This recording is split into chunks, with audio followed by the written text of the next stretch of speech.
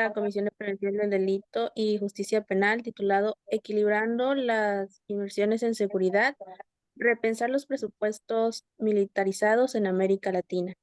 Mi nombre es Diana y estaré guiando la conversación de hoy. Este evento forma parte de una respuesta global al llamado a contribuciones lanzada por la Oficina de Asuntos de Desarme de las Naciones Unidas, UNODA, que busca recoger perspectivas sobre el gasto militar y sus implicaciones. Nuestra conversación nutrirá futuros informes de las Naciones Unidas y diálogos multilaterales sobre desarme y desarrollo. Hoy, mientras los presupuestos militares crecen en toda América Latina, la pobreza y la desigualdad persisten, la confianza pública se debilita y la paz sostenible sigue fuera de alcance. Este evento reúne a académicos, liderazgos de la sociedad civil, exoficiales militares y personas defensoras de derechos humanos para examinar cómo podemos redirigir nuestros presupuestos y políticas de la militarización hacia la construcción de paz, la justicia y el bienestar. En nuestro primer panel sobre los costos de la militarización, nuestra principal pregunta será: ¿cómo ha afectado la militarización de la seguridad pública en América Latina a las instituciones democráticas, los derechos humanos y el bienestar social?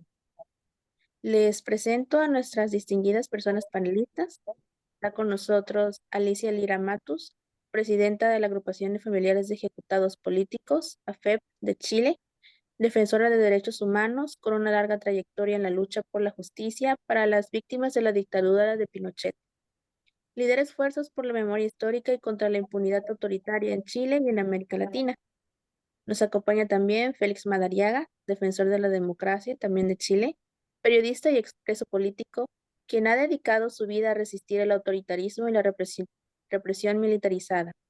Y hoy es una voz popular por la democracia y la resistencia civil. Y por supuesto, Julio Yao, presidente honorario del Centro de Estudios Estratégicos Asiáticos de Panamá, internacionalista y ex asesor de política exterior, reconocido por su trabajo en soberanía, el antiimperialismo y el análisis del poder militar de Estados Unidos en la geopolítica y los marcos jurídicos de la región. Fue asesor del general Torrijos ante las negociaciones con Estados Unidos y el canciller artífice de los tratados de Torreón, los cuales devolvieron el Canal de Panamá.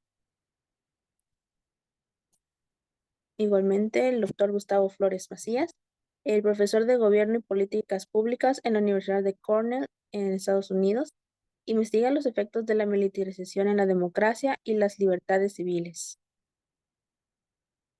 Está también Juliana Villano, profesora de la Universidad Federal de Santa Catarina e investigadora en el Instituto de Migración y Derechos Humanos de Brasil, investigadora destacada en temas de seguridad y derechos humanos en América del Sur, con enfoque en la seguridad democrática y la cooperación regional en Brasil.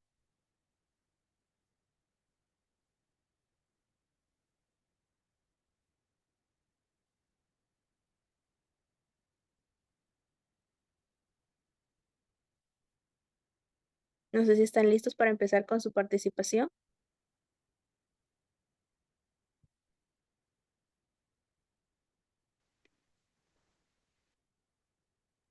Sí, entonces primero escucharíamos a Alicia, que me parece no ha llegado, así que podemos saltárnosla y oír a la siguiente panelista, que sería, tú tienes la lista ahí, ¿no? Félix Félix Madariaga. Madariaga. Perfecto, estoy listo. Cuando usted me diga. ¿Me escuchan? Sí, perfecto. Puede empezar con su participación. Perfecto. Voy a hablar de los costos de la militarización, impacto en la democracia, derechos y tejido social en mi país. Hoy quiero hablarles sobre los costos de la militarización en Chile, su impacto en la democracia, en los derechos humanos y en el tejido social. Y lo haré desde un momento clave de nuestra historia reciente, el estallido social que ocurrió en Chile el año 2009, donde miles de personas salieron a las calles en todo el país, cabildos, marchas, asambleas, manifestaciones culturales, pusieron en el centro del descontento el sistema social y económico. Fue una protesta profundamente ciudadana, masiva y pacífica en su origen, en la que transversalmente participaron ancianos, pensionados, diversidad sexual, profesionales, mujeres, estudiantes. ¿Y cuál fue la respuesta del Estado? La represión. Solo en los 5 primeros meses del estallido, Carabineros disparó 193.000 cartuchos lacrimógenos y lanzó 45.000 granadas químicas a la población. Además, usaron 152.000 cartuchos de perdigones en solo 3 meses. Se trató de un uso masivo de armamento llamado menos letal, pero que dejó graves consecuencias. Personas heridas, intoxicadas, con daños oculares, mutilaciones y traumas. Y muchos de estos proyectiles contenían plomo, afectando directamente la salud, sobre todo en niños y adolescentes que participaron de estas masivas protestas. Además, ¿para qué decirles? El expresidente de ese momento, el presidente de derecha, Sebastián Piñera, le declaró la guerra al pueblo en un discurso a la nación. Pero esto no fue solo represión, fue también un negocio. Una sola empresa, llamada Millennium Limitada, fue la responsable del 86% de las escopetas antidisturbios compradas por Carabineros y del 100% de las carabinas lanzagases. Vendieron cartuchos lacrimógenos por $370.000 y escopetas y carabinas por más de $500.000. Esta empresa tiene como dueño mayoritario a Salomón Goldbaum, conocido por apoyar ideas de ultraderecha y financiar la campaña presidencial en Chile de José Antonio Kast. Es decir, detrás de la represión hubo ideología y negocios también. Las consecuencias humanas fueron devastadoras. Según el Instituto Nacional de Derechos Humanos de Chile, hasta octubre del 2020, 3.838 personas resultaron heridas por agentes del Estado. 1.580 eran menores de edad y 298 fueron impactadas directamente por bombas lacrimógenas. Y todos sabemos que en los ojos hubo muchos daños oculares. Estas cifras no son un error ni hechos aislados, son parte de una política de represión sistemática. Una violencia ejercida desde el Estado que dejó marcas en cuerpos, en comunidades y en nuestra confianza democrática. Es tan devastador que van a cumplirse 6 años del estallido social y el Estado aún no comienza a pensar cómo reparar el mal causado a la sociedad chilena. Entonces nos preguntamos, ¿cuáles son los costos de militarización? No solo hablamos de millones de dólares gastados en armas, hablamos de miles de víctimas de una ciudadanía vulnerada y de una democracia totalmente debilitada.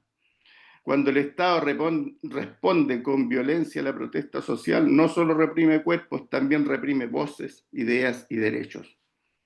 Hoy trabajamos en Sintras, que es un centro de salud mental que apoyó a las víctimas de la dictadura militar de Pinochet y hoy apoya a las víctimas del estallido social para visibilizar a las víctimas de este estallido social.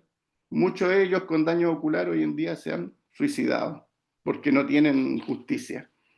Y esto tiene un costo altísimo para la democracia y para el futuro.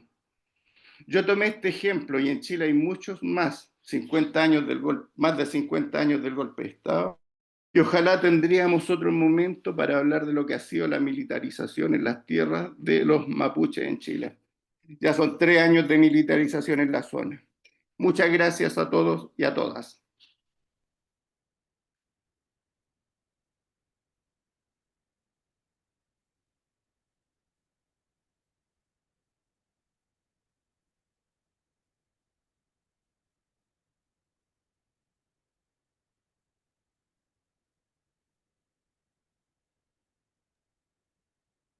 Eso es.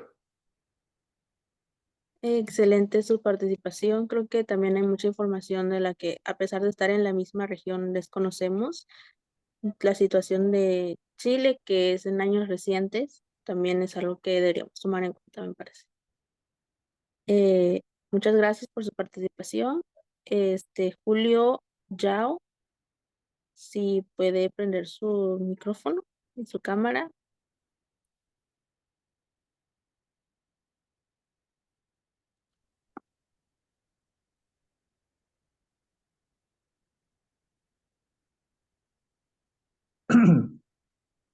¿Cuándo me daréis la palabra? Ahí. Aló, ya. Se nos había perdido el audio. Ajá. Entonces, ¿qué? Debo proseguir a decir cómo está la situación actual. En realidad, en la historia de Panamá con Estados Unidos, o mejor dicho, en la historia nacional desde el siglo XIX, el rol de los Estados Unidos ha sido exageradamente preponderante a favor de los intereses imperialistas. En la actualidad, nosotros hemos retrocedido a principios del siglo XX, cuando recién nos independizamos de Colombia con un tratado impuesto por Estados Unidos que ningún panameño firmó y que fue una total venta, entre comillas, a el imperialismo norteamericano. Lo que sucede actualmente es una especie de regreso a las primeras etapas de la República, en que luchábamos, como ahora estamos luchando, en contra de esas medidas. Lo más importante del actual momento es que el secretario de Estado, Marco Rubio, y el secretario de la Defensa de Estados Unidos, Pete Hegseth, hicieron firmar a Panamá un memorándum de entendimiento, un acuerdo que contiene básicamente los puntos más graves de ese acuerdo. El primero es que Estados Unidos nos pidió romper con la ruta de la seda, con la iniciativa de la ruta de la seda, cuando Panamá fue el primer país que ingresó a la iniciativa de la ruta de la seda en el año 2018. Y actualmente los Estados Unidos nos ha pedido que los barcos norteamericanos sean de la US Navy, o sea, de la Armada norteamericana, o sean barcos comerciales, nos han pedido que esos barcos pasen completamente gratis por Panamá. Esa es una absurda imposición que no solamente viola el Tratado de Neutralidad firmado con Estados Unidos, sino que viola otro tipo de acuerdos, amén de que viola la Carta de la ONU y el derecho internacional público. Nosotros estamos completamente en contra de todo eso. Los Estados Unidos también nos han pedido que, aunque no lo dicen en esas palabras, ellos han mistificado y han mal abusado del léxico para disfrazar la solicitud o la imposición de bases militares en Panamá. Esas bases militares en el actual momento son las mismas bases que estaban antes del Tratado Torrijos-Carter, en Fuerte Sherman, en Colón, en Rodman y acá en el Pacífico. O sea que esas tres bases han sido revividas, resucitadas por la imposición actual del secretario de la Defensa, Pete Hegseth. Y hay otras y otras concesiones que tienen que ver, por ejemplo, que explican por qué la crisis en Panamá se está dando como se está dando, con fuerte represión. El gobierno se ha convertido en una feroz dictadura y no hay forma de disimularlo ni llamarlo de otra forma. Entonces, nosotros consideramos que el país está en una situación sumamente delicada. Actualmente, las fuerzas populares, que incluyen estudiantes, médicos, profesores, trabajadores de la construcción, todo el movimiento indígena de Panamá está en contra del gobierno y hay una represión brutal. se ha gastado muchísimo y hemos visto los videos en donde hemos demostrado los miles y miles de gases lacrimógenos que se han gastado en una y otra localidad para aplastar la revuelta popular, porque no hay otra forma de llamarla, es una revuelta por la democracia. Entonces, es muy difícil augurar cuál va a ser el destino inmediato o inmediato de esta revuelta popular. ¿Por qué? Porque de acuerdo con la política norteamericana, ellos siempre basan su intervención en unas enmiendas que el Senado norteamericano introdujo a los tratados del canal cuando fueron discutidos en el Senado. Esas enmiendas del Senado norteamericano, que nunca fueron aprobadas por el pueblo panameño y que son contrarias al derecho internacional público, violentan la Carta de la ONU, pues esas enmiendas, por ejemplo, la enmienda NUN, la enmienda de Cunchini, dicen que Estados Unidos puede intervenir en Panamá para defender el país y el canal contra cualquier amenaza al canal. Y que según esas enmiendas que solamente Estados Unidos reconoce, porque nosotros como pueblo no las reconocemos, dicen que Estados Unidos puede intervenir en Panamá bajo cualquier pretexto sin pedir el consentimiento del Estado soberano de Panamá. Obviamente, eso es una brutal transgresión del derecho internacional público que nosotros vamos y estamos y hemos rechazado en distintas instancias. Así que pienso que uno de los países que está siendo agredido más ferozmente y cuya existencia nacional pende de un gobierno tan megalómano, mentiroso e irresponsable como lo es el presidente Donald Trump. Estamos a merced de un verdadero loco que está trastornando no solamente a mi país, sino a todo el mundo, lo tiene vuelta cabeza para abajo. Entonces yo considero que las amenazas de Donald Trump no solamente es a países pequeños como el nuestro, sino es una amenaza global a todo el mundo.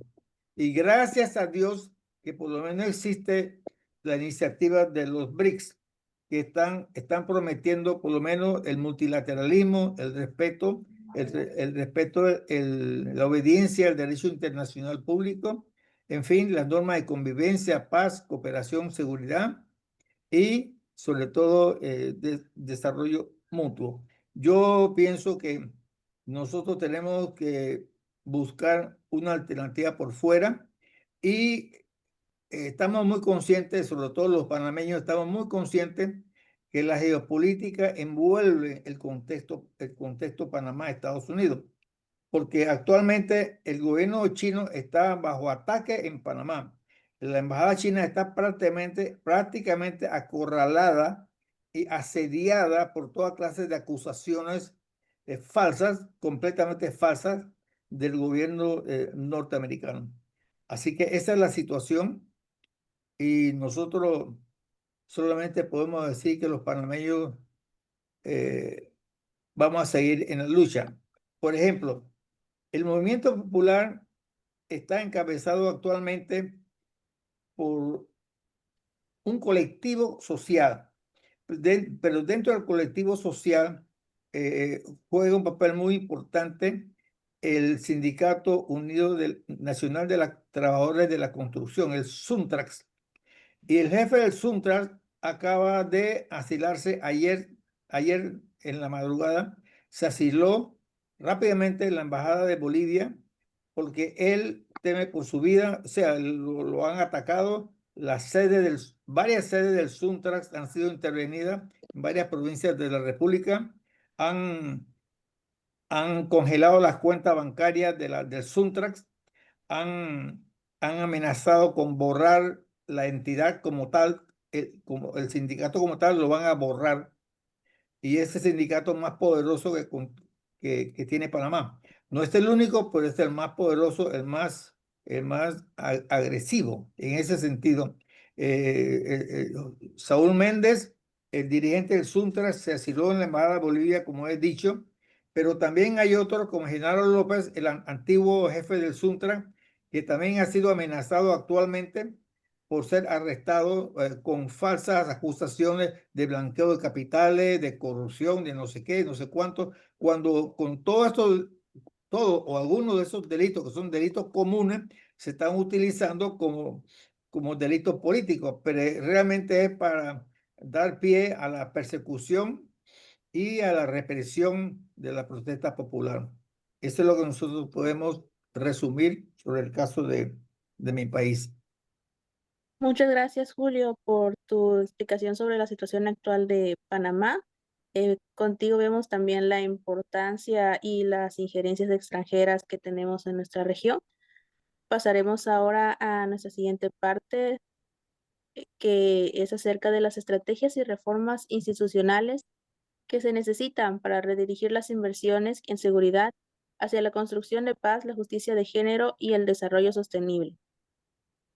Está con nosotros para hablar de este tema Daira Arana Aguilar, directora general de Global Top de México, politóloga y estratega enfocada en política exterior feminista y reforma de seguridad, quien ha trabajado ampliamente en la construcción de paz con enfoque de género y diseño de políticas antimilitares.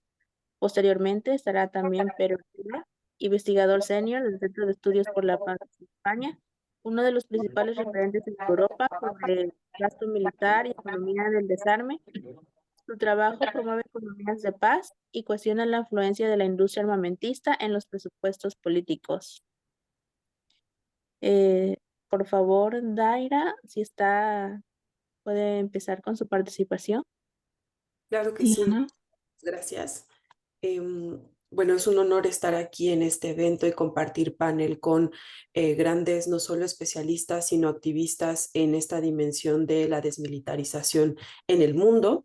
Voy a compartir algunas de las consideraciones que desde la organización que dirijo, Global Thought, tenemos sobre la desmilitarización y enfoques que consideramos un poco innovadores para lograr esta desmilitarización y una política de seguridad efectiva.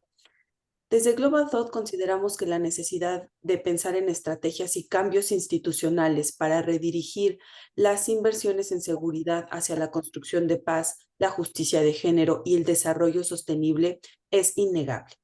Consideramos que las transformaciones no solo deben ocurrir en el ámbito gubernamental, sino también fuera de este.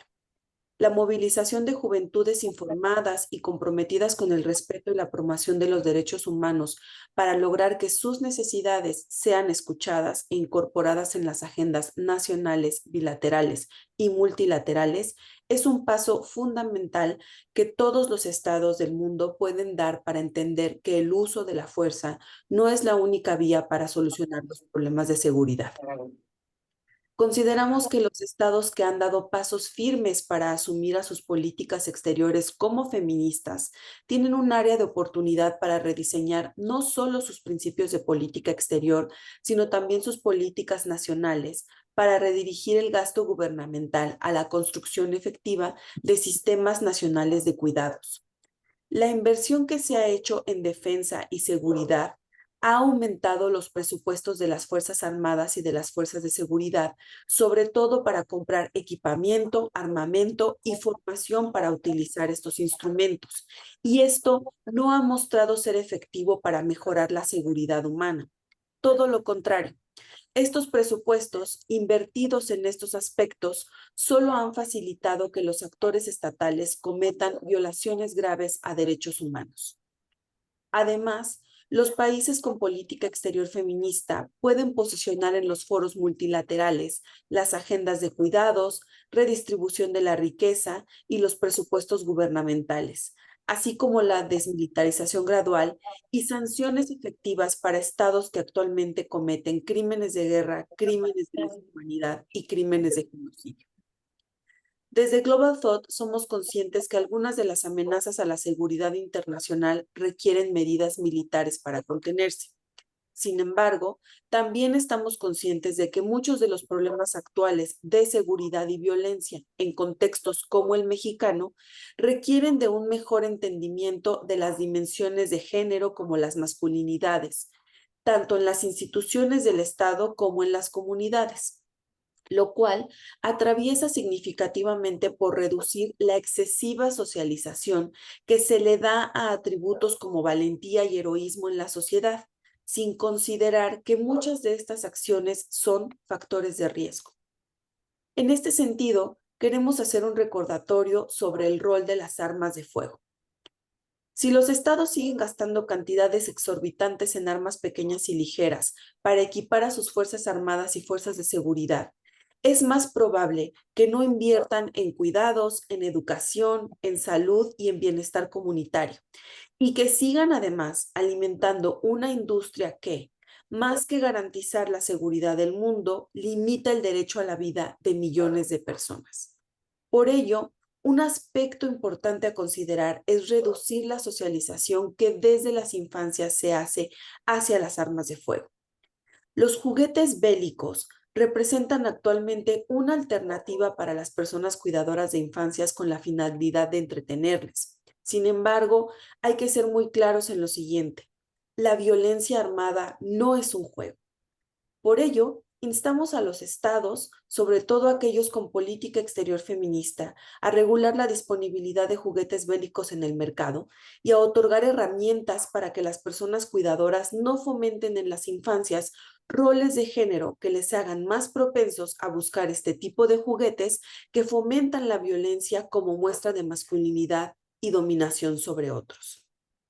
Para concluir, desde Global Thought sabemos que ningún cambio es fácil ni de inmediatos resultados, pero al igual que con la agenda climática, estamos en un punto de no retorno si desde ahora no tomamos como sociedad global las medidas necesarias para redistribuir el gasto y enfocar en el desarrollo humano antes que en la aniquilación de nuestra especie.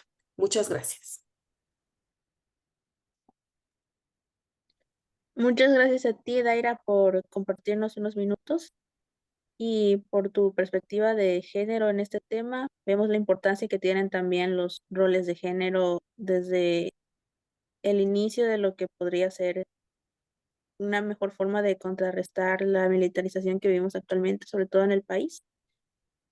Y bueno, excelente. Ahora pasamos con Pedro Ortega. Si puedes abrir tu micrófono y empezar con tu participación. Pues muchas gracias por haberme invitado a este panel. Una satisfacción compartir con compañeros estudiosos del militarismo y de la seguridad de América Latina. En primer lugar, quiero decir que yo no soy un experto en cuestiones de militarización de América Latina, aunque tengo algún trabajo hecho, pero bien, no soy un experto. Por lo tanto, mi visión es una visión desde Europa, desde España, y por lo tanto les voy a dar mi impresión, cómo veo yo esta cuestión de América Latina, sobre todo partiendo del último informe que ha elaborado el CIPRI. El CIPRI, supongo que lo conocéis, es el Centro de Estudios por la Paz que analiza los conflictos, el gasto militar, el militarismo en el mundo, y yo creo que es el centro de más prestigio de Estocolmo, que está en Europa, y que de más prestigio mundial. Y basándome en el último informe que ha salido ahora este mes de abril, haré un poco de análisis de cómo ve el centro y cómo veo yo esta cuestión de América Latina. En primer lugar, también querría hacer una puntualización, una conceptualización sobre qué entiendo yo por militarismo. Porque militarismo, desde el punto de vista académico, podemos decir que es aquella visión que tienen una parte de los militares, tampoco voy a decir que todo el 100%, pero bueno, que cuando los militares pretenden presionar a los gobiernos para que adopten opciones de fuerza delante de los conflictos. Es decir, que por militarización es presionar al gobierno civil desde el ámbito militar para que los conflictos sean resueltos con el uso de la fuerza, sobre todo tanto en el ámbito nacional interno como en el internacional, en conflictos exteriores. Eso se ha de entender por militarización, porque no todos los militares son militaristas. También hay militares que se autodefinen como antimilitaristas. Solo como poner un ejemplo, en 1975 en Portugal hubo la revolución de los claveles, con ese nombre, llevada a cabo por oficiales del ejército que derrocaron sin tirar un solo disparo a un gobierno fascista, el de Salazar. Y fueron los propios militares que lo echaron abajo. Por lo tanto, no eran militaristas. Dicho esto, quiero referirme al último informe del SIPRI. Este informe pone el acento que por primera vez, nunca en la historia de los años recientes había aumentado tanto el gasto militar mundial. Concretamente un 9,4% respecto al año 2023. Tenemos las cifras de 2024. Llegando a la absurda y violenta también, luego diré por qué, cifra de 2.718.000 millones de dólares, igual al 2,5% del PIB mundial. Eso es una locura, es una barbaridad. ¿Y dónde se ha dado mayormente ese aumento del gasto militar? En Europa. En Europa en este momento, supongo que lo sabéis, hay un proceso de rearme brutal bajo la sospecha de que Rusia podría atacar cualquier otro país europeo después de la guerra de Ucrania y que pudiera invadir algún país europeo. Yo creo que eso es una falacia y lo desmiento porque eso representaría una guerra europea y una guerra mundial. Porque invadir un país miembro de la OTAN o de la Unión Europea obligaría a una respuesta unánime de todo el resto de países, como así dice el artículo 5 de la OTAN. El todos para uno y uno para todos. Es decir, si alguien recibe un ataque, el resto de miembros tienen que responder. Y por lo tanto, no creemos, yo personalmente no creo que Vladimir Putin tenga la locura de atacar un país europeo porque sería una guerra mundial que habrían de responder todos los países europeos, 27 nada menos. Si fueran también Estados Unidos, Canadá y Turquía, serían 31. Por lo tanto, no lo creo. Pero el hecho es que ese rearme sí que está provocando, al menos en Europa, una militarización. Y ahora me voy a América Latina. Precisamente lo que dice el SIPRI es que respecto al gasto militar,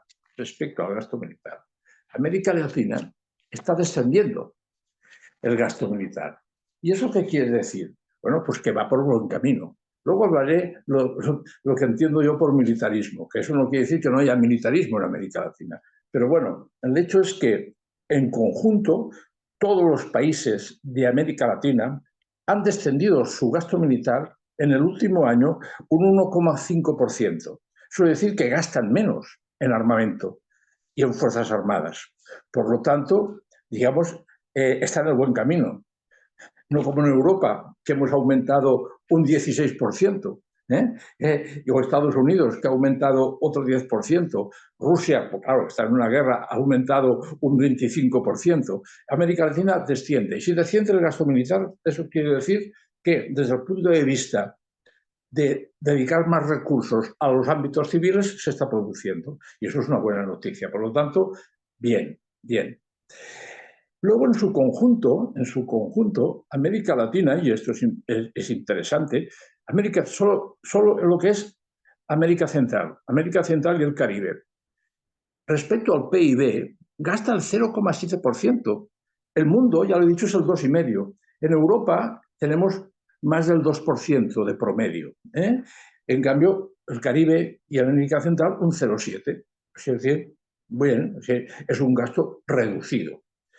América del Sur, no, América del Sur algo más, el promedio es el 2%, es bastante más, es bastante más. Pero en el ranking mundial, cuando es el ranking mundial, o sea, los 198 países del mundo que gastan en defensa, resulta que el país de América Latina que está en el ranking más arriba está en el lugar 21, y es Brasil. Ya sabemos que Brasil es la potencia militar más potente de toda América Latina, pero están en el lugar 21, por lo tanto, por delante estamos los otros 20, que son los europeos. Evidentemente Estados Unidos está en primer lugar, no hace falta decirlo, para eso es la primera potencia militar mundial, pero el primero está Brasil en el número 21, he dicho 20, me he equivocado, en el número 22 está México y en el número 24 está Colombia. Colombia, que era el país más militarizado, eso sí, es el país más militarizado de América Latina, y este sí que gasta por encima del 2%, gasta el 3,4% de su PIB. En cambio, Brasil, siendo el número 21 y siendo la potencia militar más importante de América Latina, gasta respecto a su PIB un 1%. Por lo tanto, no mucho, tampoco mucho. Y México el 0,9%. Bien, hechas estas explicaciones, desde un punto de vista, digamos, teórico, América Latina está en el buen camino. Está en el buen camino, es decir, no dedica excesivos recursos a la militarización de sus países. Lo que pasa, y aquí vamos al otro ámbito, y los compañeros que me han predecido lo han expresado y estoy de acuerdo con ellos, es que para ellos, bueno, la militarización puede no dedicar muchos recursos al rearme en América Latina, pero en cambio las Fuerzas Armadas pueden ser muy militaristas, en el sentido de ser el brazo armado de los propios estados en la represión de la población interior. ¿Eso qué quiere decir? Que de alguna manera, lo que decía al principio, con respecto a qué quiere decir militarización, pues que se aboga por el uso de la fuerza delante de los conflictos internos en América Latina. Porque en los externos no hay ningún país de América Latina que intervenga en ningún conflicto del mundo, en ninguno. Por lo tanto, es un continente desde el punto de vista de política exterior pacífico. No es el caso, ya no digamos de Estados Unidos, pero sí de Europa, que Europa participa en muchos conflictos en el mundo y por lo tanto resuelve los conflictos a nivel internacional utilizando la fuerza militar. No es el caso de América Latina, pero en cambio en la represión interna de esos conflictos sí que utiliza el militarismo y por lo tanto ahí ya he dicho que doy toda la razón a mis compañeros que me han predecido. Pero desde el punto de vista de política exterior, respecto a lo que es el gasto militar en sí y cómo afecta a la población, porque dedica menos recursos que en Europa o en Estados Unidos, que Estados Unidos ya lo sabemos que dedica el 3,5% de su PIB a gasto militar, por eso es el país más potente del mundo, o Israel, que dedica el 5% de su PIB a gasto militar y por eso es quizás otra de las potencias mundiales que más militarista es. En este caso sí que lo es Israel, pero en cambio no es el caso, ya te digo, en cuanto a política exterior y en gasto militar América Latina, y eso es una buena noticia, aunque en el sentido que he expresado de que en respecto a la militarización interior y cómo intenta resolver los conflictos internos de aquellas poblaciones que se resisten, por ejemplo, delante de las empresas extractivas, y por eso hay tantos conflictos relacionados con el medio ambiente, de aquellos colectivos que resisten delante de las corporaciones internacionales que llevan a cabo extracción de minerales o de recursos energéticos, hay mucha resistencia por parte de las poblaciones locales y eso se resuelve con la utilización de la fuerza, ya sea de fuerzas del propio Estado, fuerzas militares del propio Estado, o a través de empresas de seguridad privadas. Y por lo tanto son dos aspectos que hay que tener muy en cuenta cuando se habla de militarización. Y lo dejo aquí y muchas gracias por la invitación. Muchas gracias a usted también. Creo que es una perspectiva de la que no se había mencionado hasta ahora, cómo ven desde afuera principalmente Europa, que son países que tienen un historial más de intervención, más de guerras plenamente, a diferencia de lo que vivimos en América Latina y cómo nos afecta a nosotros también. Muchas gracias. Ya. Continuamos ahora con la segunda parte. Regresaremos a nuestro continente con Pablo Ruiz Espinosa, quien es coordinador del Observatorio por el cierre de la Escuela de las Américas de Chile, periodista y activista por la paz que ha liderado campañas para cerrar centros de entrenamiento militar vinculados a violaciones de derechos humanos, voz regional contra la militarización extranjera en América Latina. Posteriormente, sí está presente y se prepara para su intervención el doctor William Marcy, investigador independiente de Estados Unidos, quien analiza alternativas a la guerra contra las drogas y propone reformas a la ayuda exterior estadounidense. Estudia cómo las políticas de seguridad militarizadas afectan tanto la seguridad doméstica como la cooperación internacional. Si está listo, Pablo Ruiz puede empezar con su participación. Ya vemos su presentación en pantalla. Ok, buenos días, buenas tardes a los que están fuera de América Latina. Bueno, efectivamente nosotros hemos estado apoyando la campaña contra el gasto militar en América del Sur. Efectivamente se sitúa el mayor gasto militar.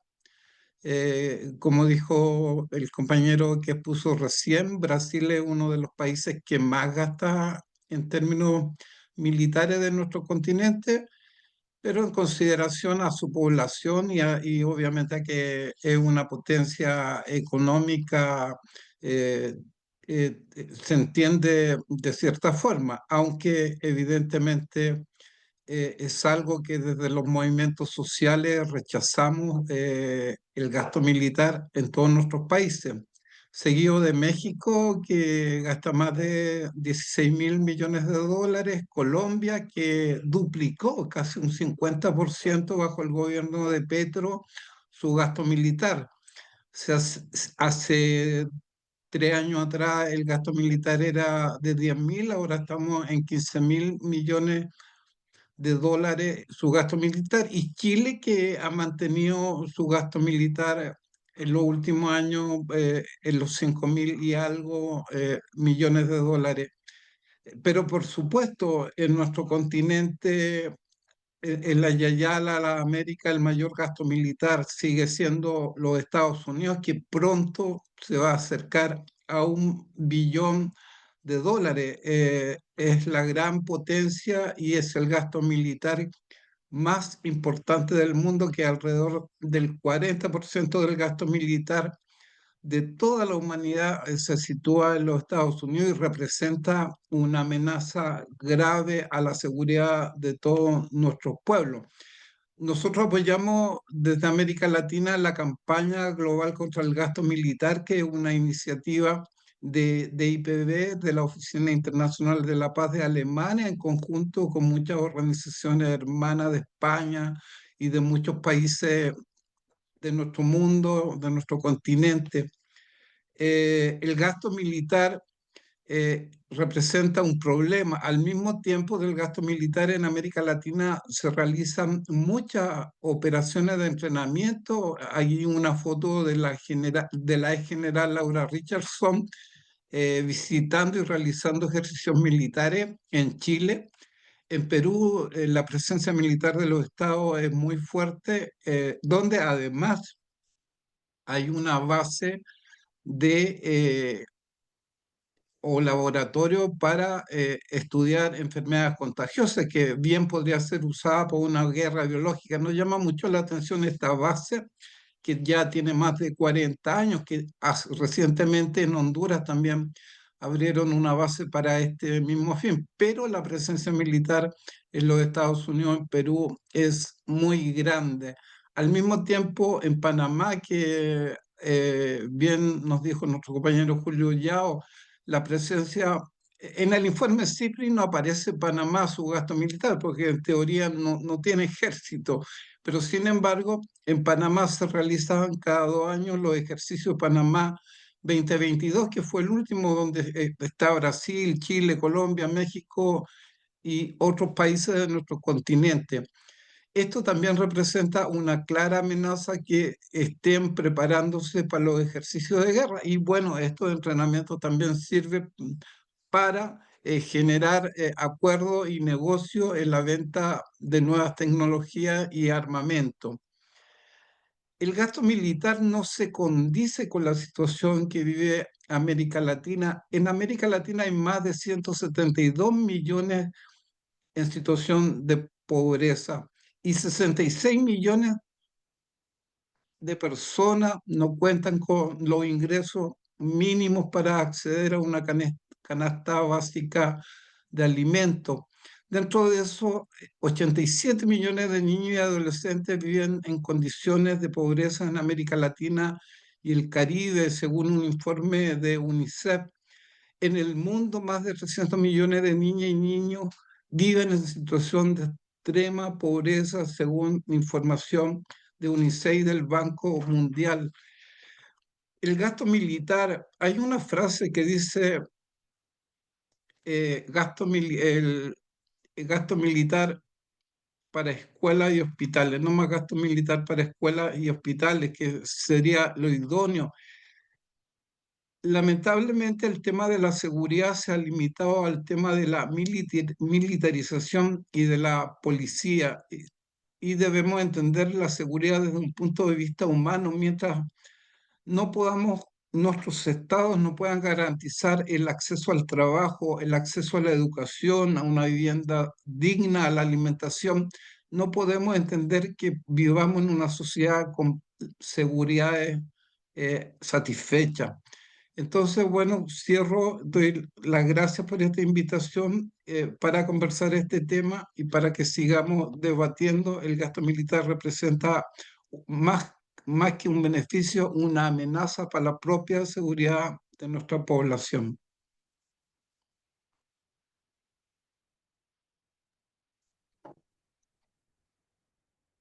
Muchas gracias por tu intervención, por ponernos en contexto de nuevo con nuestra situación en América Latina. Continuamos ahora con si está el doctor William Marcy. Si no puede, entonces Juliana Villano, ¿estás preparada para tu intervención?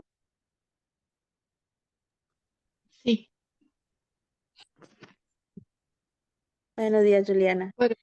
bueno, ¿me escuchan? Sí, te escuchamos bien. Sí. Un gusto que puedas Bien. continuar con tu participación. ¿Puedes comenzar con tu tema? Sí, então, primeiramente, quero agradecer a Ágora por la amable invitación a participar de este evento paralelo y también decir que es un placer dividir la mesa con activistas y pensadores sobre las cuestiones de militarización y también pedir disculpas porque mi español no está muy bueno, no es muy bueno. Estoy remediando esto, pero es muy portuñol, entonces voy a hacer mi intervención en inglés. I actually belong to the first table. So since the 2000s, particularly from 2004 onward, there has been a noticeable increase in military spending in Latin America.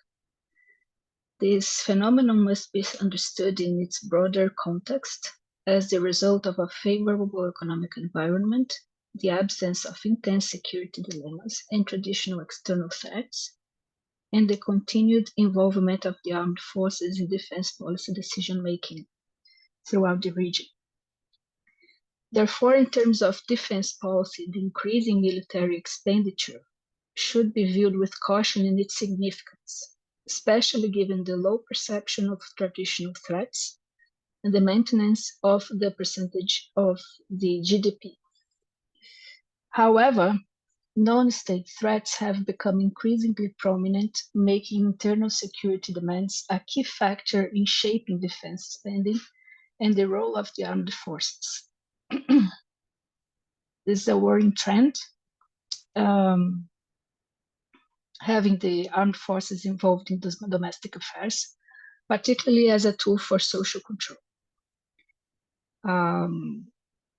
So I would like to address the central question posed to guide our discussion, which is the first panel.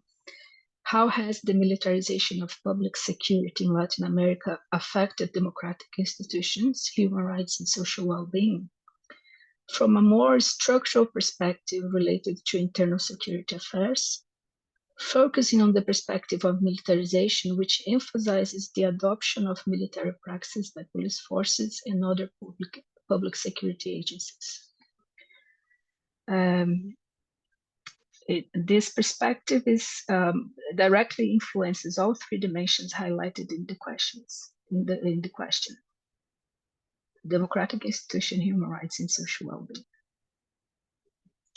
Taking this from a structural perspective means examining the increasing involvement of the armed forces in internal security affairs and the militarization of public security institutions, particularly the police, as manifestations of institutional or state violence grounded in historical practices of violence and repression.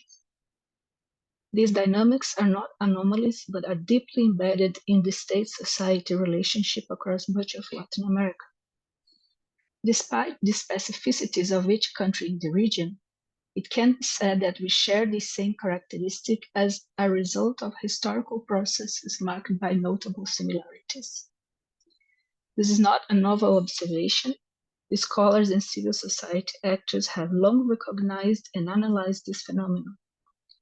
While democratic transitions offered a potential opportunity to rethink these relationships,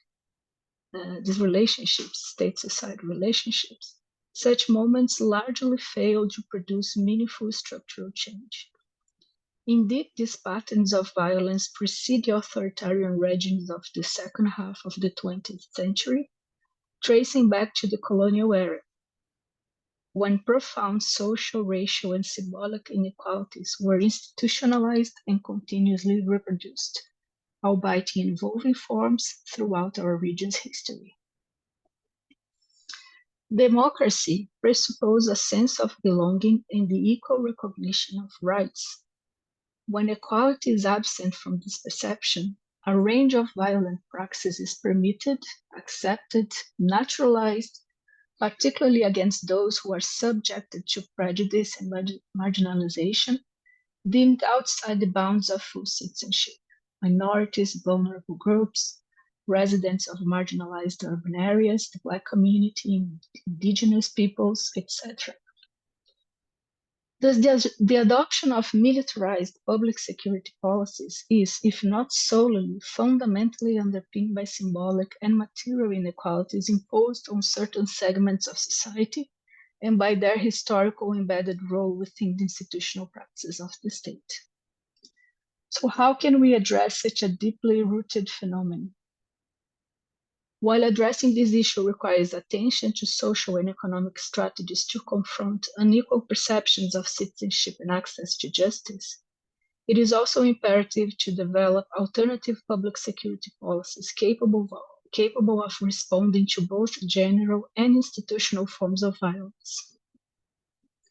That is, to maintain a clear separation between the armed forces and public security affairs, while establishing the role and normative practice expected of police forces and other public security agencies in the context of a more inclusive and equitable society.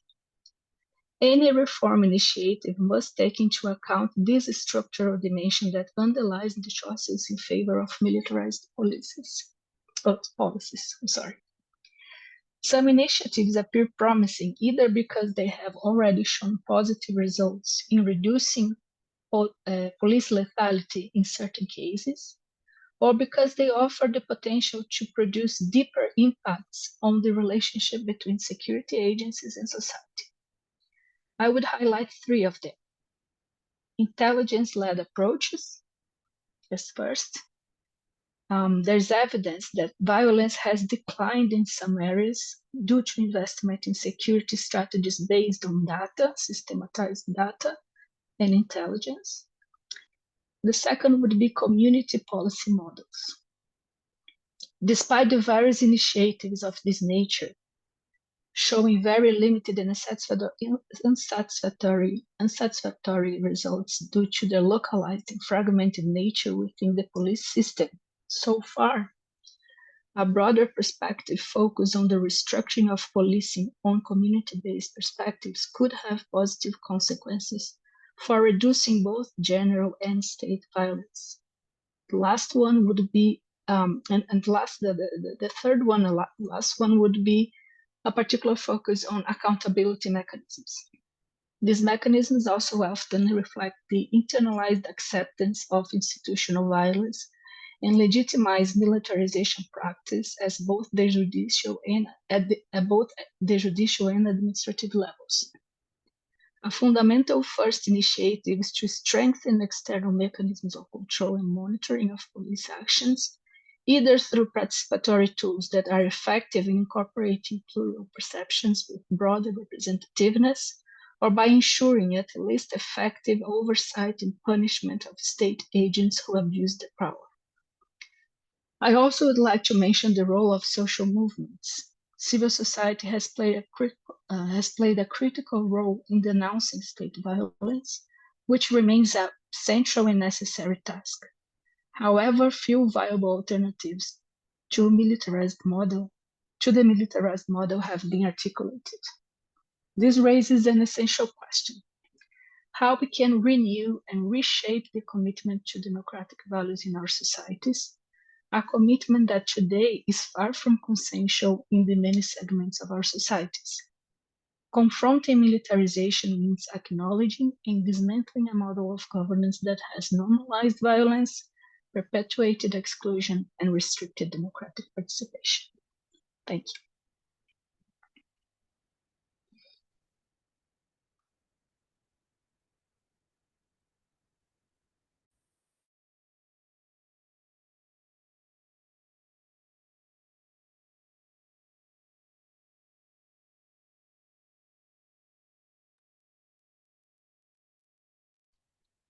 Muchas gracias, Juliana, por tu participación y compartir con nosotros un poco sobre tu experiencia también como con las políticas públicas diseñadas principalmente para evitar la militarización. Creo que es algo que no habíamos escuchado tanto hasta este punto. El doctor William Mercy, si puede empezar con su participación. Y posteriormente nos gustaría también la intervención de el doctor Gustavo Flores Macías. ¿Y está preparado? Entonces, el doctor William Mercy. Su micrófono está cerrado.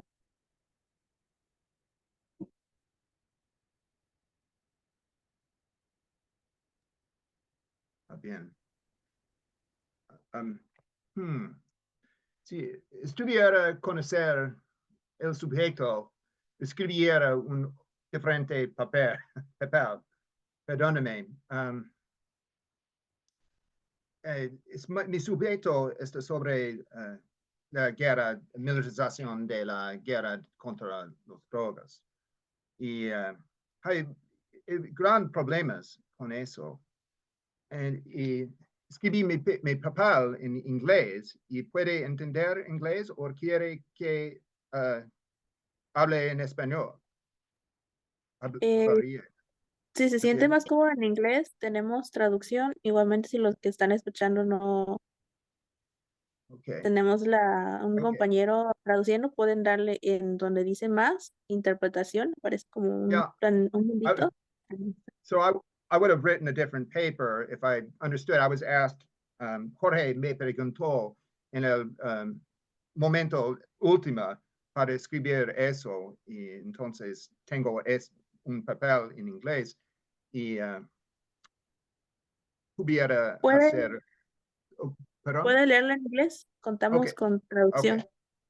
Well, militarization, I agree, is, Dr. Yao said that, again, it was interesting, that the problem is, of course, that it's a form of imperialism. And indeed, the war on drugs is in many respects a U.S. problem that is imposed upon Latin America, and it is a way of extending U.S. military influence to Latin America to a large extent.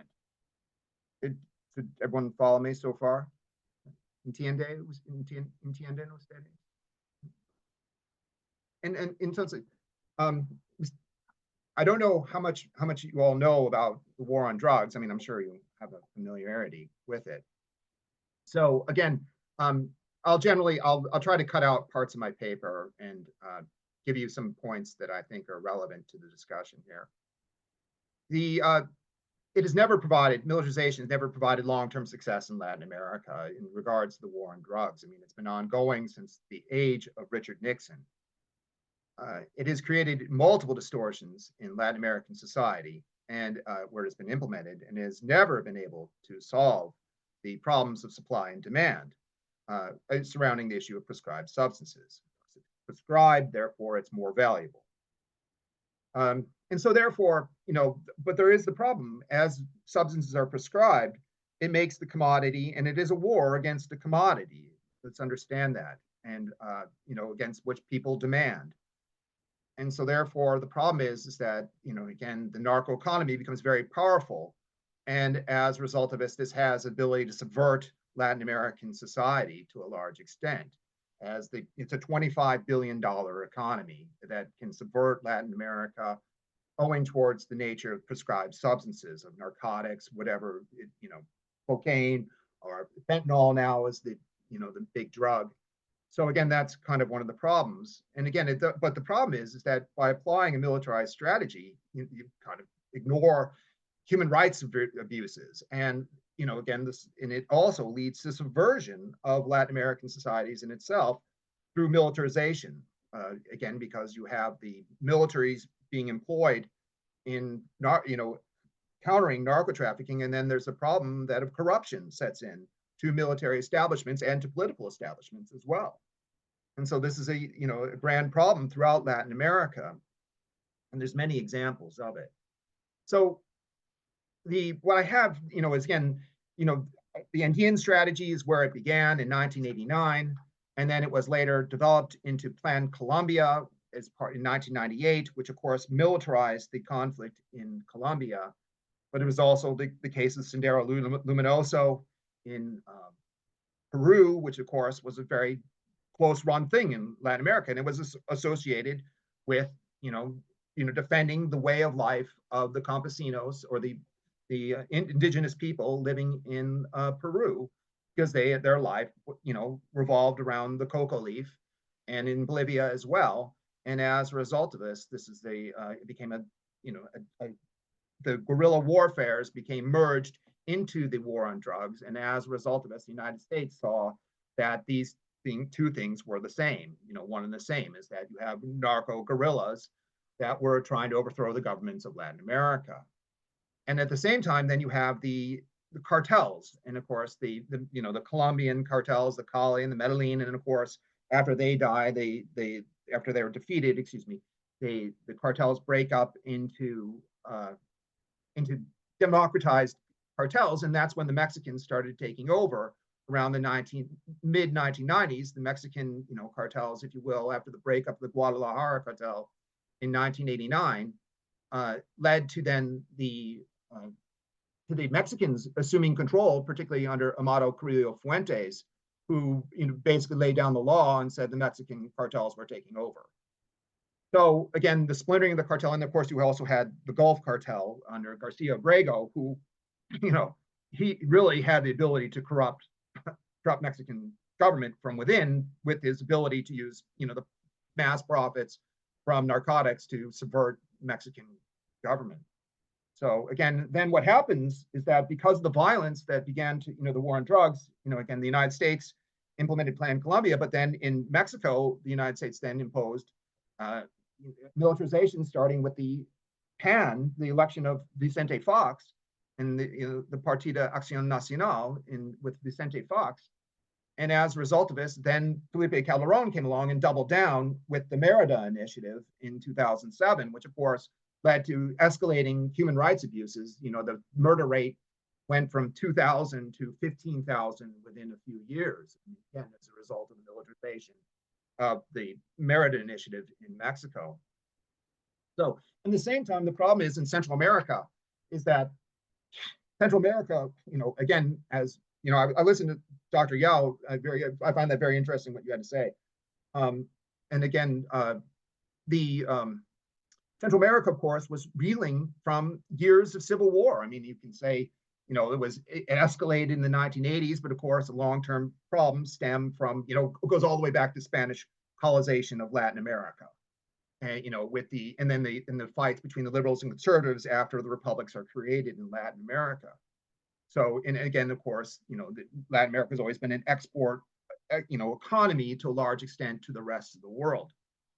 I mean, again, this is kind of the problem is though that Latin America, though, was just devastated, and Central America was devastated. And so it was just a vacuum that was created. If you understand me, a vacuum was created in Central America that then created this gap that then the cartels could move in, especially the Mexican cartels, and then they started infiltrating. But at the same time, this is kind of what's crazy, what's going on today, is that Bill Clinton started deporting Central American gang members from LA or whatnot that had you know, criminal records back to places like El Salvador and then Honduras and then the Northern Triangle as we know them, right? And again, then you have a crime wave that began because again, the problem is partially economic, and the problem was American liberalization policies, you know, undermined Latin America's economies to a large extent. So in the Andean region, for example, there's never been sustained alternative development programs. There's no infrastructure, the roads. Moreover, liberalization did not consider the markets that were needed to sustain the alternative development programs. So that was very important, is there was no sustainable alternative development that was conducted by the United States, and in particular, this undermined the ability to sustain alternative development. Moreover, of course, the United States, and again, Dr. Yao was very interesting, you know, the problem is US wars. I mean, again, this is the United States got involved in, you know, Iraq, and of course, now it's in this crazy war in Ukraine, as the gentleman from Spain also was speaking about, and of course, militarization of Europe as a result of this, with this insane idea that somehow Putin is going to invade the rest of Europe. I mean, clearly he said that it's never going to happen, but this has drained money from more productive elements in Latin America, you know, through economic development. Because the problem is that, you know, liberalization undermined traditional economies. In Mexico, NAFTA, I mean, undermined to a large extent while it opened up the economy into Mexico and the United States, but it also hurt many people as well. For example, in Chiapas, I'll use that as an example, the Ejército Zapatista de Liberación Nacional, you know, was undermined. The indigenous people, their economy was undermined by NAFTA's implementation in 1994. And what happened? They rose up, and then what happens? The military cracked down on them.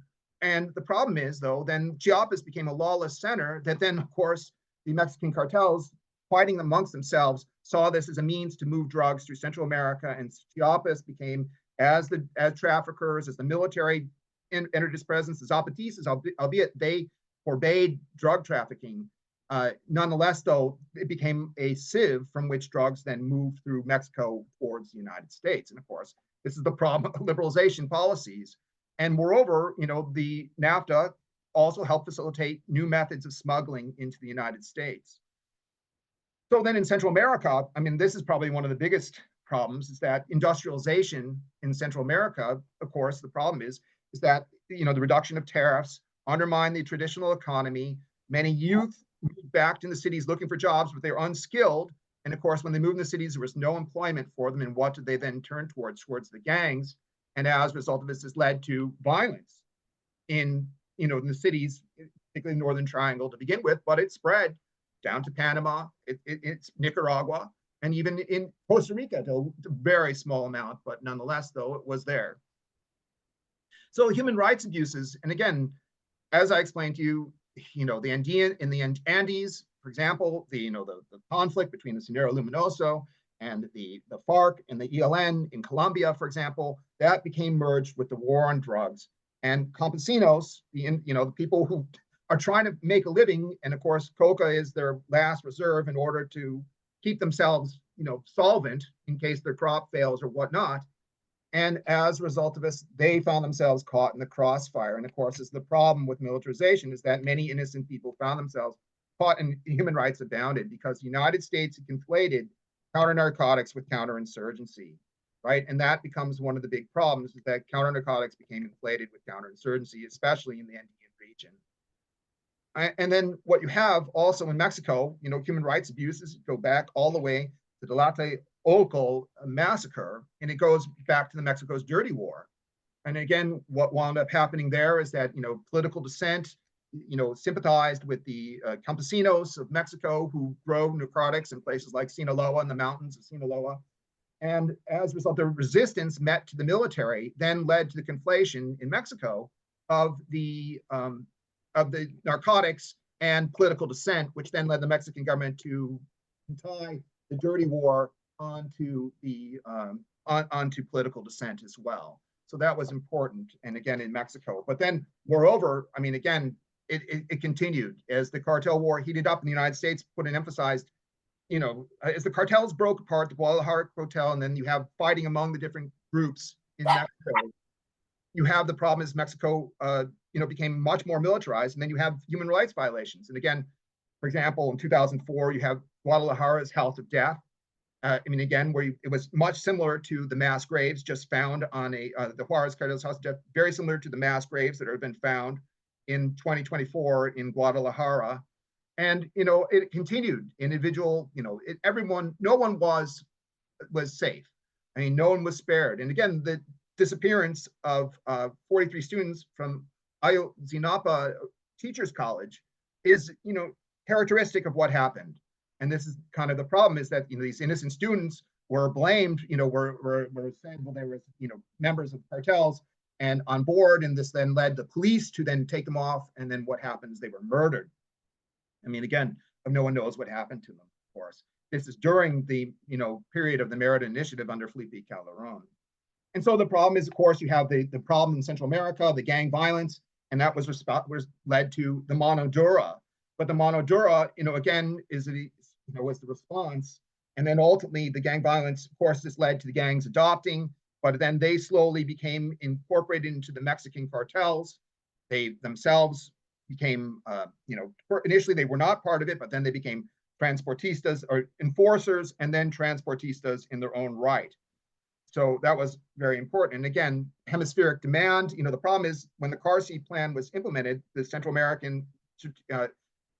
American Regional Security Initiative was implemented in 2010, it put a significant emphasis on military responses. But again, it didn't put much on demand reduction or developing community policing or ending recidivism, of people that were jailed. So if you're jailed, to try to give them a life when they get out of jail, rather than find themselves in the circle of violence in jail.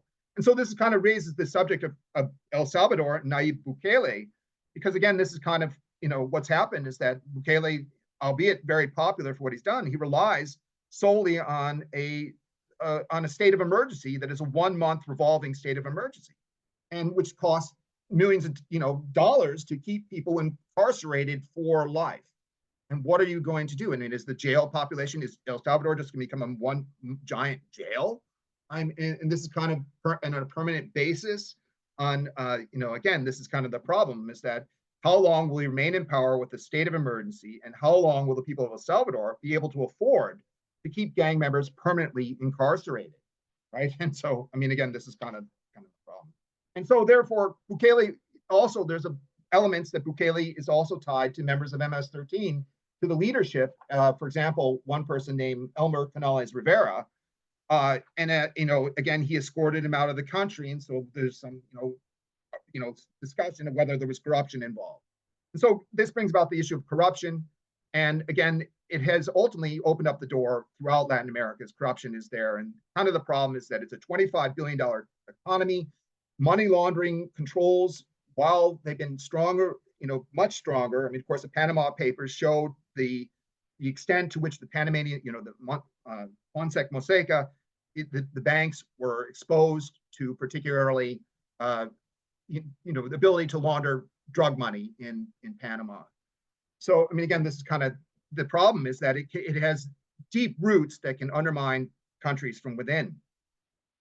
So again, also the implementation of the kingpin strategy as well further made things worse in Latin America. First of all, the kingpin strategies never worked, because if we look at what the kingpin strategy has done, it's led to cartels either to break up or a new strongman. I'll just let me use the word caudillo. I know he's not a political strongman, but a new caudillo to take over control of the cartel, right? And that's one of the big problems, is that it allows the potential for again, by eliminating him, it only steps up the violence. At the same time, it leads to splintering of cartels, which nobody knows who they are, and that also possibly new leadership also comes in. But moreover, it leads to the need of the cartels to buy intelligence, to bribe public officials and politicians. And of course, this is kind of the problem with the kingpin strategy, Lars. It's never worked. So again, and it's led to serious assassinations, because if politicians or generals or authorities don't agree, they face assassination through plata o plomo.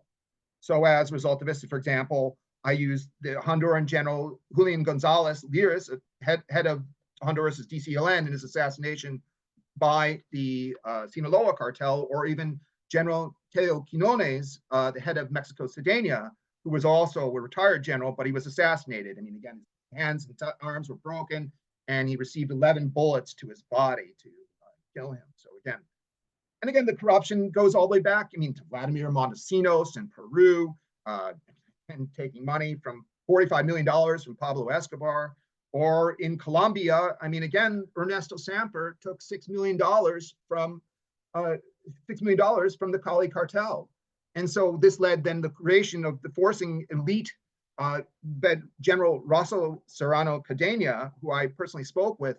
It led him to be in need of Colombia to create specially vetted elite units in order to root out the potential of corruption, because the military and the police were, wholly infiltrated by narco corruption to a large extent.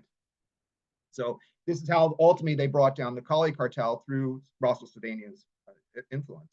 But of course, this is the problem, is that again, the Mexican government, and I'm almost done, but the Mexican Brigadier General, General Gallardo Rodriguez, he criticized the role of the military in the war on drugs, because it had a political potential to subvert the Mexican system, owing to the fact that the Mexican military acted as a power broker in Mexico. But there is also the argument that is made by other people that the PRI kept, the Partido Revolucionario Institucional, before it lost power in 2000, kept the war on drugs under wraps, because it regulated it, right? So, again, it goes all the way back to the Mexican Revolution, possibly, that you had the PRI regulating the influence of drugs within Mexico itself. Again, this is an argument that's out there. Whether you think it's true or not, of course, is a debatable subject, but of course, this is something that has been long-standing knowledge. So again, in Mexican General Galvin is also another example. He was the head of the Sedena, which is the Mexico's military from 2006 to 2012, argued that the problem was that military operations with the police did not work because officials were compromised. And in particular, he said, and this was very clear with the corruption scandal within the AFI that led to the Agencia Federal Investigación that was designed to deal with the war on drugs, what had to be shut down because of the fact that corruption had so deeply infiltrated the AFI that it had to be disbanded. So again, and in case of Central America, the problem is those cabiles in Guatemala. They were Guatemala's special forces. And what winds up happening? They became controlled by Los Zetas. And as a result of this, the Guatemalan-Mexican border became a sieve for traffickers. And of course, Guatemala has been several states of emergency as a result of that situation. Of course, in Honduras, I didn't cover Panama in this paper, and I wish I did, because if I knew more, again, all the gentlemen, I would have, if I knew more about what this was when I was asked last minute to join this conversation, I would have approach this a little bit differently. But for example, I would have addressed Panama, and again, of course, Noriega, and as a tool of the CIA, as Dr. Yao pointed out, in Torrijos and nationalism in Panama, which of course is and again, this, you could say the war on drugs is a way of, undermining Latin American nationalistic sovereignty or aspirations to a large extent. But anyways, so in Honduras, for example, you have Policarpo Paz Garcia, which led the cocaine coup in 1978. There's another case. And again, the reason why it covered up the military's corruption and ties to Ramon Mata Ballesteros, if any of you know who he is. He was the person that put Guadalajara cartel in connection with the Medellin cartel. And so he was the guy really that put everyone together, right? And again, this was a cover-up and a coup d'etat. But again, of course, corruption continued. By 2022, we know, I mean, all of you, I'm sure you're aware of what happened. President Juan Orlando Hernandez, who was extradited to the United States by his own country because he was involved in narco trafficking himself and taking money from the So again, policies, the problem is that, again, policies geared towards institution building and fighting corruption are essential for Latin America. And again, one of the things I think that's Latin America is regulating political lobbying. Moreover, again, possibly, publicly funded elections that control the ability of money to go to political candidates. Because again, they are so, and political officials. And ensuring, and again, highly vetted units. I mean, again, this is the problem, that narcotics have this subversive nature of undermining government.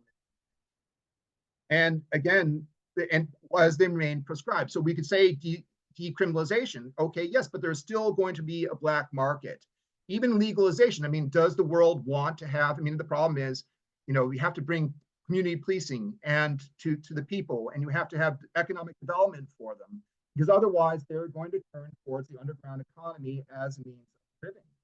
And this is one of the big problems, that you have to develop institutions that are, prevented from corruption, and also ensuring, the safety of officials from Plata or Plomo. I mean, again, you have to make sure that they cannot be corrupted because they're facing death threats in their own country owing towards, again, it's a prescribed substance. So this is the problem.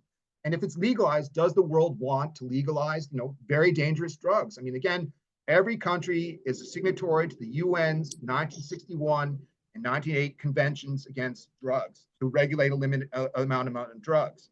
And so as a result of this, again, does the world want to legalize heroin?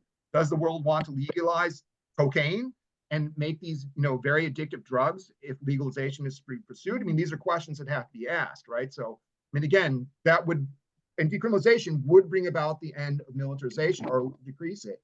But of course, this is the problem. So again, ending a war of drugs is necessary and essential. It could normalize US relations with Latin America while allowing them to focus on job creation and institution building. At the end of the day, though, every nation has to coordinate its international policy with respect to each other's mutual interests. And so I list at the end, just last point, areas that where it should be dealt with. Demand reduction, the question of decriminalization and legalization, where, stronger avoiding militarization, because we want to avoid this idea of a war.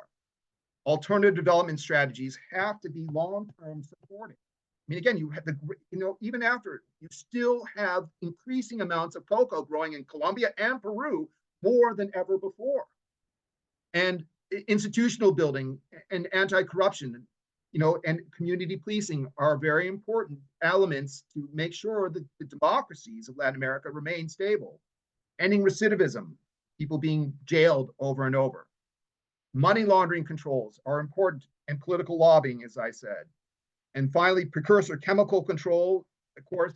But the problem is in Bolivia, for example, you're not allowed to have toilet paper in the Chapare because of the fact that it's forbidden.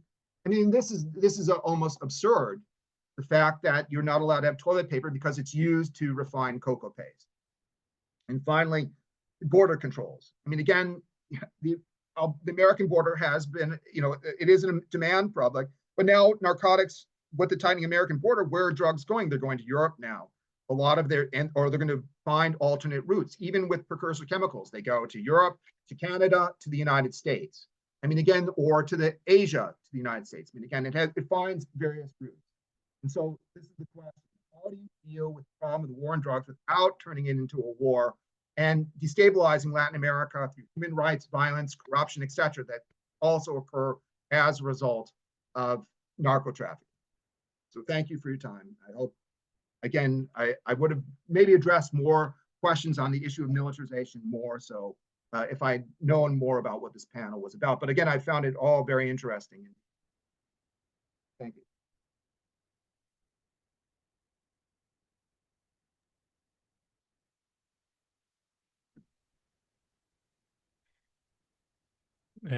Bueno, creo que es mi turno. Hola a todos, muchas gracias por la invitación de Agora y un placer compartir el panel con ustedes. Me disculpo de antemano porque tengo un compromiso que empezó hace 8 minutos. Tendré que ser sumamente breve para poder asistir a ese otro compromiso que tengo, pero voy a compartir mi pantalla para mostrar una presentación que ayuda a estructurar un poco la presentación también. Voy a compartirla en un segundo.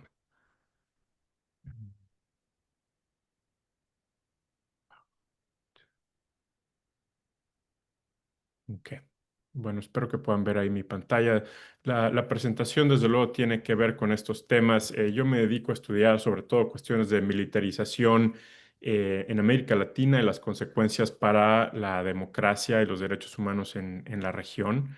La pregunta principal que tiene que ver con mi investigación y que presento aquí es de qué manera han afectado las crisis de seguridad pública a la democracia en América Latina.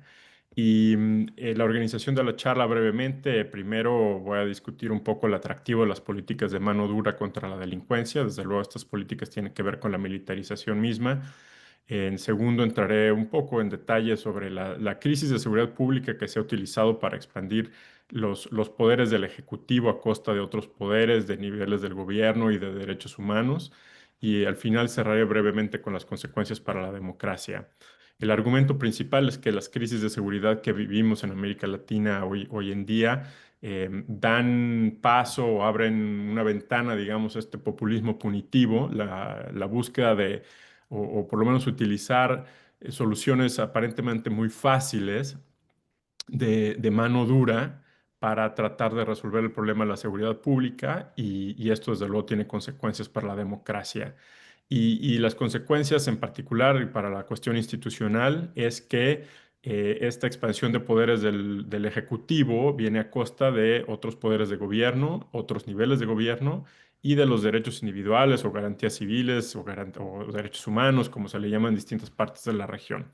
Y los dos mecanismos principales en los que me enfoco, uno tiene que ver con los estados de excepción y el otro con el reemplazo de las policías civiles por el ejército. En este grupo, desde luego, no hace falta resaltar esto, pero el punto de partida para América Latina es que hay un presidencialismo histórico importante, hasta un hiperpresidencialismo en muchas partes de la región. También contamos con las tasas de delincuencia más altas del mundo, sobre todo crimen violento. Y también un problema generalizado tiene que ver con policías corruptas y deficientes, aunque desde luego hay diferencias entre países. Primero mencionaré el atractivo de las políticas de mano dura en contra de la delincuencia. Y quiero mostrar aquí, bueno, claramente estas son cifras del 2015 y hay algunos cambios de ciertos países, pero mostrar cómo en América Latina hay una gran diferencia, las tasas de homicidios son mucho mayores que las del promedio mundial, que anda por 6, 7, 8 por cada 100,000, dependiendo del año. Y la gran mayoría de los países de la región están muy por encima de eso, incluso por encima del promedio de África. Y es una región que desde luego es un problema sumamente importante. Esto se refleja también en la preocupación entre la población. La mayoría de los países es la primera preocupación o el problema más importante, y donde no es el más importante es el segundo más importante. Y cuando se pregunta entre la población de América Latina si hay apoyo para el empleo del ejército para cuestiones de seguridad pública, una mayoría en todos los países apoya el uso de las Fuerzas Armadas para combatir el crimen y la violencia. Em, Parte de mi investigación tiene que ver con un poco de psicología política, preguntándole a la gente sobre sus percepciones del ejército y la policía. Y por lo menos en el caso de México, que es el que muestra este estudio, el ejército se percibe como más eficaz, vamos, más efectivo en el combate a la delincuencia, más respetuoso de los derechos humanos, menos corrupto también. Es interesante que estas percepciones favorables del ejército son también las que contribuyen a la adopción de estas políticas de mano dura, que no necesariamente son efectivas en el combate a la delincuencia. El segundo punto a señalar es esta crisis de seguridad pública, cómo se utiliza para expandir los poderes del Ejecutivo a costa de otros poderes. Y vamos, estas crisis lo que permiten es sacarle la vuelta a la supervisión del Congreso y del Poder Judicial también, entrometerse en las facultades de otros niveles de gobierno y socavar la protección legal contra abusos de autoridad. Y estas medidas tienden también a permanecer en el tiempo, rara vez son breves de un año o dos, e incluso gozan del apoyo del Poder Legislativo. Vemos, por ejemplo, estados de excepción en algunas partes de la región, como en El Salvador, donde el Congreso ha aprobado estas medidas.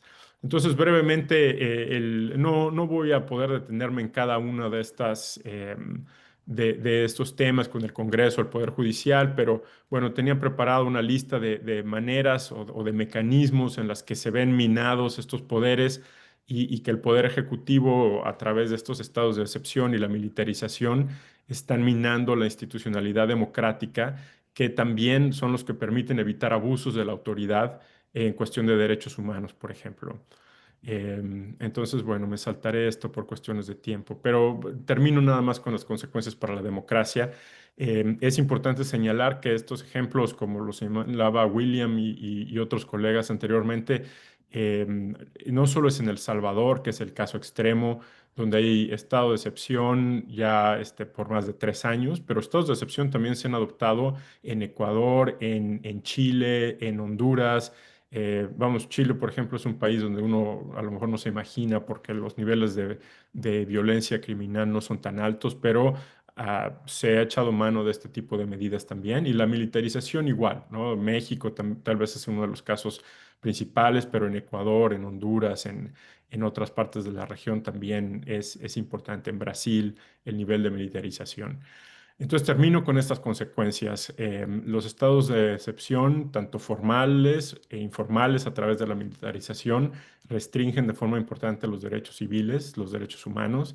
La militarización ha reemplazado la autoridad de los gobiernos locales y la rendición de cuentas que viene vinculada con el gobierno local y los ciudadanos, los votantes. A menudo la opacidad de sistemas militares de justicia, de fueros especiales, también contribuye a la impunidad, pero incluso con tribunales civiles también hay mucha deferencia a los militares que vemos el mismo resultado de impunidad. Y todo esto pues se traduce en violaciones severas de derechos humanos y un abuso también del sistema de cárcel preventiva. Entonces, yo les agradezco mucho su tiempo y una disculpa de nuevo por lo breve de la presentación y que tenga que retirarme en este momento. Pero muchas gracias por la invitación y muchos saludos a todos. Gracias a ti por darte el tiempo de todos modos, quedarte un breve momento. Muchas gracias. Eh, bueno, vamos a pasar a continuación con las palabras de cierre de parte de Carmen Capriles, fundadora de Reacción Climática Voz de Bolivia, activista climática, feminista y experta en política ambiental. Su trabajo vincula el extractivismo, la militarización y la justicia climática, con énfasis en soluciones indígenas y feministas. Carmen, pues. Sí, muchas gracias. Justamente uno de los temas en los que nos estamos concentrando ahora es, bueno, mi organización se llama Reacción Climática y trabajamos temas de cambio climático. ¿Qué es lo que ha pasado? Que hemos luchado, si vale el término, por tener una transición energética justa, democrática, que ayude a que la energía sea más accesible y no tengamos que depender tanto de los combustibles fósiles, porque ustedes saben la cantidad de problemas que estos traen, especialmente relacionados al cambio climático. Se ha logrado en cierta medida que exista un tipo de transición. Ahora hablamos de autos eléctricos, hablamos de turbinas eólicas. No hemos llegado a donde nos gustaría, pero lastimosamente en ese proceso hemos determinado dos problemas que son muy importantes y que nadie los está hablando y que son aún más importantes para la región de América Latina, que bueno, ustedes han hecho alusión a uno de estos problemas, que es el tema de para la transición energética se necesitan tierras raras y metales críticos, minerales críticos. Para mí lo de minerales críticos siempre ha sido algo muy. ¿Por qué críticos? Yo he crecido con el tema del litio, o sea, todos los temas que Bolivia viene trayendo en relación a la minería. Entonces es una mancha más al tigre. Y el tema es de que esta transición energética ha generado otra vez un boom de la minería de muchos de estos minerales, una demanda a nivel exterior.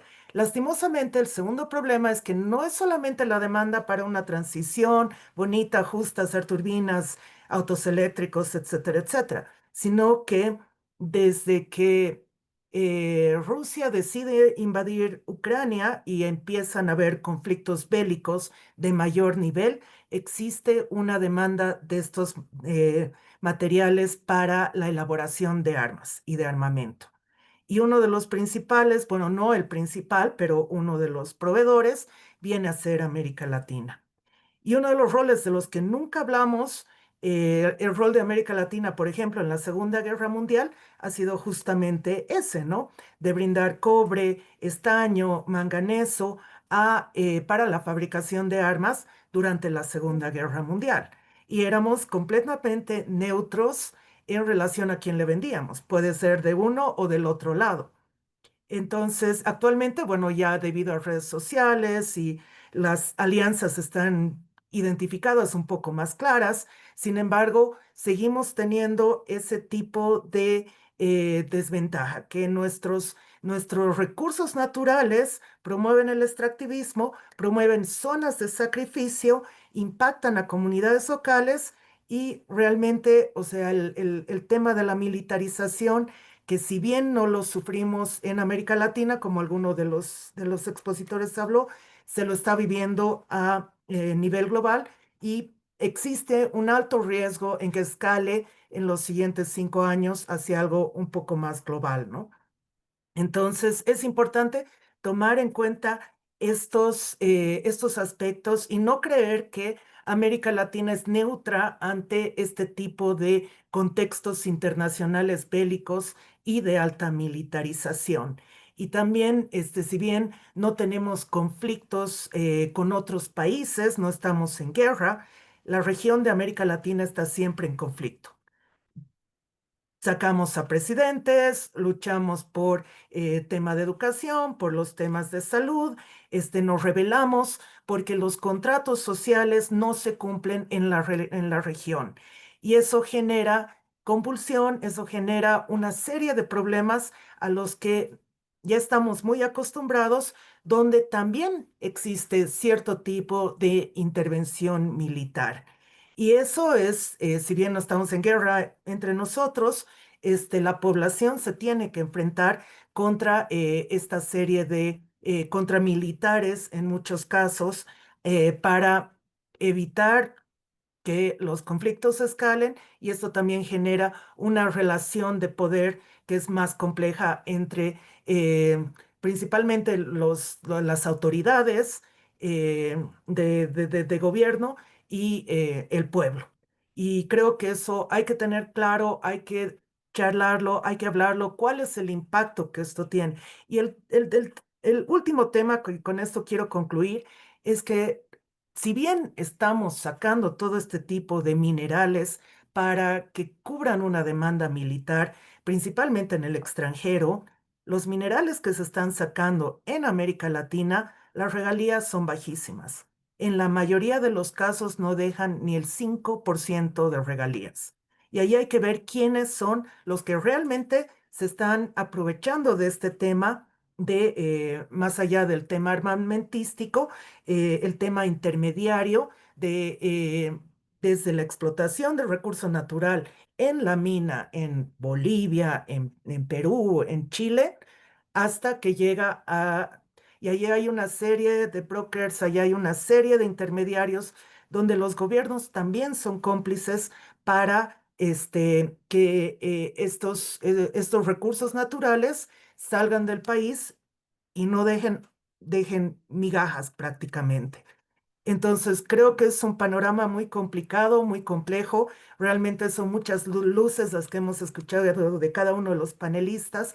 Espero haber resumido un poco de la charla que tenemos, ligarlo un poco con cambio climático, pero es necesario que en América Latina sigamos hablando y sigamos promoviendo procesos de paz y de desmilitarización que a la fecha, o sea, no solo se convierten en un gasto que muchas veces es hasta innecesario, ¿no? Muchas gracias. Muchas gracias a ti, Carmen, por estas palabras de cierre. Y bueno, gracias a todas y a todos por su activa participación. Esperamos que esta consulta alimente un diálogo más amplio sobre la necesidad de repensar el gasto militar a nivel global. Les invitamos también a mantenerse en contacto. Tenemos una lista de registro. Y Jorge, si quieres dar tus últimas palabras.